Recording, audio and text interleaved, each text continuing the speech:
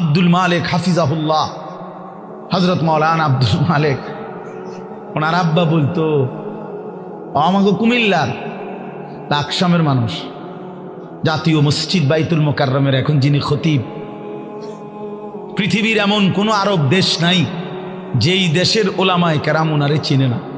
বাংলাদেশে তিনি যদি পরিচিত হয় 10%, আরব বিশ্বে তিনি পরিচিত 90%। পৃথিবীর আরব দেশের বহু ইউনিভার্সিটিতে এই হযরত আমার দেশের বাইতুল মোকাররমের খতিব যিনি বর্তমান, ওনার কিতাব, আরবি লিখিত বই কিতাব পৃথিবীর আরব দেশের ইউনিভার্সিটির সিলেবাস ভুক্ত।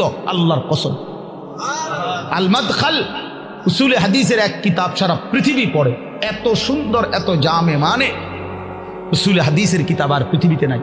মানে হাদিসের বিষয়ের যত নিয়ম কানুন, হাদিস শাস্ত্রের, এটার উপরে ওনার লিখিত কিতাব, অনেক কিতাব, অনেক কিতাব।